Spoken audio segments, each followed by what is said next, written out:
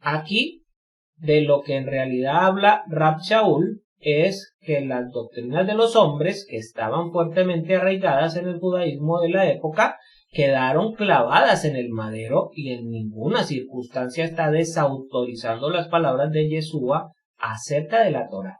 Ahora bien, lo que debería preocuparnos más y por lo menos darnos impulso para investigar es la parte que dice que si nuestra justicia no es mayor que la de los escribas y fariseos, no entraremos en el reino de los cielos. Esto nos aclaran otras palabras dichas por nuestro Maestro y Mesías en Mateo 7, 21-23. No todo el que me dice Señor, Señor, entrará en el reino de los cielos, sino el que hace la voluntad de mi Padre, que está en los cielos.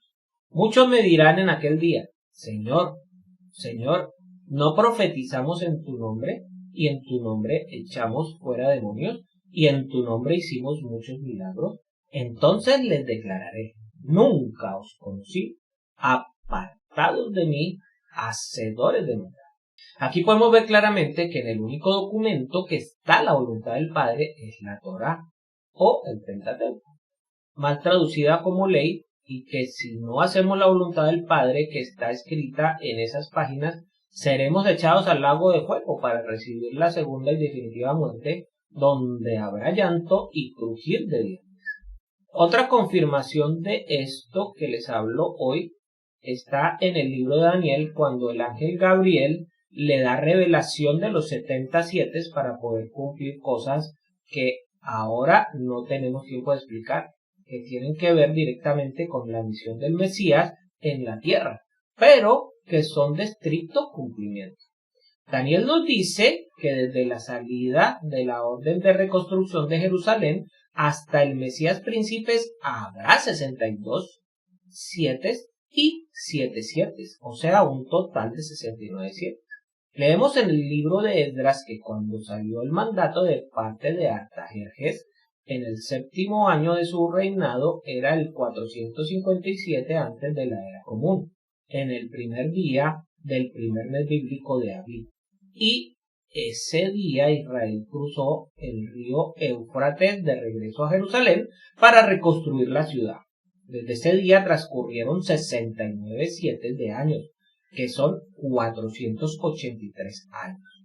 Y llegas al día exacto en que Yeshua sale del desierto después de su ayuno y tentación por Hasatán o Satanás. Y Yohanan, que lo había bautizado 41 días antes, lo declara: He aquí el Cordero de Dios que quita el pecado del mundo. Y la fecha era el 1 de Abib del año 27 de la era común. Esto fue 483 años después de haber salido la orden de la reconstrucción de Jerusalén, como se detalla en Esdras capítulo 7. Podemos ver entonces que 69 7 de años ya se han cumplido y aún tenemos 7 años que se deben cumplir, un poco menos si tenemos en cuenta el ministerio de 70 semanas del Mesías en la tierra, desde su bautizo hasta el derramamiento del Ruach Kodesh o el Espíritu Santo. Estos años faltantes de la profecía de Daniel están al final de los tiempos en el Apocalipsis, donde toda la humanidad, vivos y muertos, serán juzgados por el Mesías. Hasta ese entonces la Torá seguirá vigente y solo será cumplida en su totalidad cuando estemos en una tierra nueva bajo un cielo nuevo. En Mateo 23 del 2 al 5 el Mesías nos dice: en la cátedra de Moisés se sientan los escribas y los fariseos, así que todo lo que os diga él, o sea Moisés, que guardéis, guardadlo y hacedlo, mas no hagáis conforme a las obras de los escribas y fariseos, porque dicen y no hacen, porque atan cargas pesadas y difíciles de llevar y las ponen sobre los hombros de los hombres, pero ellos ni con un dedo quieren moverlas. Antes hacen todas sus obras para ser vistos por los hombres, pues ensanchan sus filacterias y extienden los flecos de sus mantos. Esto es contundente, mis hermanos, cuando el Mesías nos dice que todo lo que nos diga Moche que hagamos debemos hacerlo de corazón y no de apariencia, pero que desechemos los takanot o los decretos de hombres que los escribas y fariseos le han añadido a la Torá en contra del mandamiento de no añadir ni quitar nada de la Torá, como está escrito en Deuteronomio 4.2. No añadiréis a la palabra que yo os mando, ni disminuiréis de ella, para que guardéis los mandamientos de Jehová vuestro Elohim, que yo os ordeno. Y en Apocalipsis 22, 18 al 19 dice: yo testifico a todo aquel que oye las palabras de la profecía de este libro. Si alguno añadiere a estas cosas, Elohim traerá sobre él las plagas que están escritas en este libro. Y si alguno quitare de las palabras del libro de esta profecía, Elohim quitará su parte del libro de la vida y de la santa ciudad y de las cosas que están escritas en este libro. De estos dos pasajes nos queda claro que hay una prohibición absoluta de añadir o quitar partes de la Torá o del Apocalipsis. La bendición y la maldición. Veamos entonces qué nos dice el Brit Hadashah o el Nuevo Testamento en Santiago 3 del 8 al 11. Pero ningún hombre puede domar la lengua, que es un mal que no puede ser refrenado. Llena de veneno mortal, con ella bendecimos al Elohim y Padre, y con ella maldecimos a los hombres, que están hechos a la semejanza de Elohim. De una misma boca proceden bendición y maldición. Hermanos míos, esto no debe ser así. ¿Acaso alguna fuente hecha por una misma abertura agua dulce y amarga? Aquí el Cheliach, o el apóstol, nos dice que la bendición y la maldición vienen de nuestra propia boca, pues es nuestra propia lengua la que nos bendice o la que nos maldice.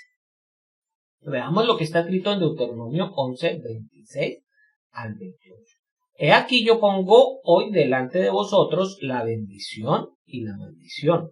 La bendición si oyereis los mandamientos que Jehová, vuestro Elohim, que yo os prescribo hoy, y la maldición si no oyereis los mandamientos de Jehová, vuestro Elohim, y os apartaréis del camino que yo os ordeno hoy, para ir en pos de dioses ajenos que no habéis conocido. Jehová nos presenta dos opciones para que el hombre pueda elegir. Es una evidencia clara de que el hombre fue creado con libre albedrío. Nadie está obligado a obedecer o a pecar. Eres libre para escoger el pecado, pero esa libertad no te exime de la responsabilidad y las consecuencias de tu elección. Podemos elegir entre la bendición y la maldición, que son las consecuencias de la obediencia y la desobediencia, respectivamente. La bendición alcanzará al que obedece y la maldición afectará al que desobedece. La bendición y la maldición son dos fuerzas sobrenaturales que operan en el mundo espiritual invisible y se manifiestan en el mundo físico visible. En el capítulo 28 de Deuteronomio se encuentran listadas las bendiciones y las maldiciones. Las bendiciones están en Deuteronomio 28 del 1 al 14. Si realmente obedeces a Adonai tu Elohim y cumples fielmente todos estos mandamientos que hoy te prescribo, Adonai tu Elohim hará que seas superior a todas las naciones de la tierra. Si obedeces a Adonai tu Elohim, vendrán sobre ti y te alcanzarán todas estas bendiciones. Y ahí se listan todas las bendiciones. Correspondientemente, las maldiciones están en Deuteronomio 28 del 15 al 68. Pero si no obedeces a Adonai tu Elohim, ni pones en práctica todos sus mandamientos y preceptos que yo te prescribo hoy, vendrán sobre ti y te alcanzarán todas estas maldiciones. Como hecho curioso, las maldiciones listadas son más que las bendiciones. De eso hablaremos en otra próxima oportunidad. Ahora, veamos lo que dice Deuteronomio 30 del 1 al 6. Sucederá que cuando hubieren venido sobre ti todas estas cosas, la bendición y la maldición, que he puesto delante de ti, te arrepintieres en medio de todas las naciones a donde te hubiera arrojado Jehová tu Elohim, y te convirtieres a Jehová tu Elohim y obedecieres a su voz conforme a todo lo que yo te mando hoy, tú y tus hijos con todo tu corazón y con toda tu alma, entonces Jehová hará volver a tus cautivos y tendrá misericordia de ti, y volverá a recogerte de entre todos los pueblos a donde te hubiera esparcido Jehová tu Elohim, aun cuando tus desterrados estuvieren en las partes más lejanas que hay debajo del cielo.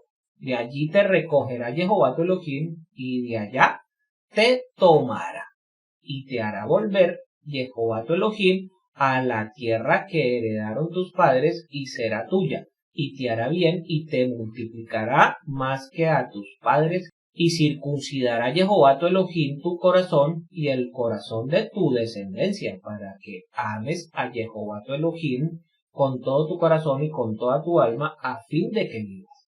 Claramente el Padre nos dice que la bendición viene de la obediencia a los mandamientos que están escritos en la instrucción de la Torá, que son su santa voluntad, como dice el mismo Mesías. La forma para entender una maldición es que es un producto de la separación del Creador, y como consecuencia de esta separación nos ocurren cosas malas. Vemos aquí que Jehová ya estaba hablando de que Israel sería esparcido entre todas las naciones del mundo, cuando dice, y te arrepentieres en medio de todas las naciones a donde te hubiere arrojado.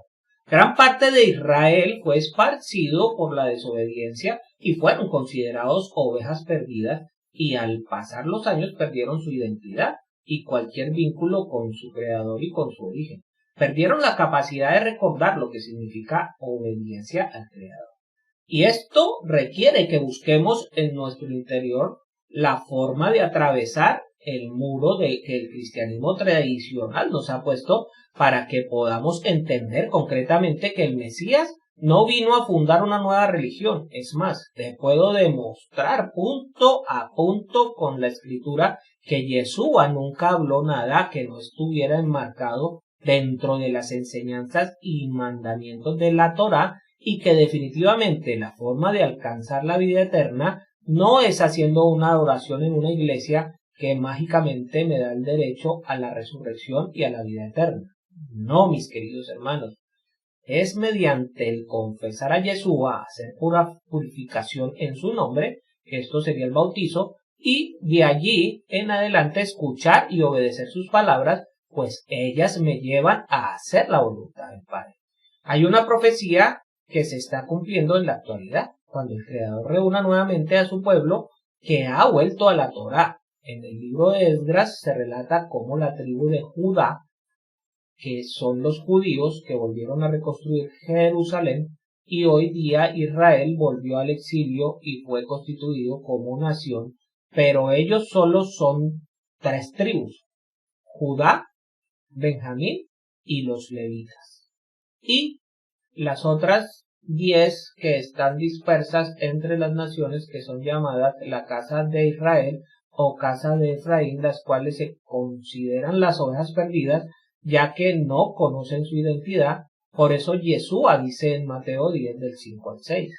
A estos 12 envió Yeshua y les dio instrucciones diciendo: por camino de gentiles no vayáis, y en ciudad de samaritanos no entréis, sino id antes a las ovejas perdidas de la casa de Israel. Y en Mateo 15:24. Él respondiendo dijo: no soy enviado sino a las ovejas perdidas de la casa de Israel. Y hoy, hermanos, les tengo una noticia. Pues la casa de Israel somos nosotros, que a través de Yeshua somos injertados en la nación de Israel, a la par con Judá, no en vez de. Bien, hasta aquí esta enseñanza del día de hoy. Solo me resta decirles que espero con fe que todos nosotros seamos bendecidos y no maldecidos, y doy gracias al Padre Todopoderoso que en el nombre de Yeshua el Mesías me ha compartir con todos ustedes esta palabra. Que el Padre Eterno les bendiga y les guarde. Les habló el More Naftalí ben Yehuda.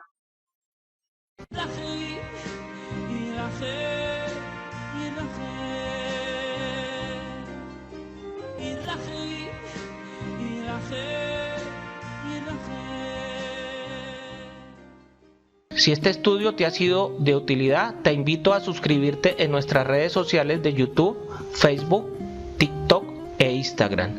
Activa las notificaciones, dale me gusta al video y déjanos tus comentarios, inquietudes o sugerencias. Shalom.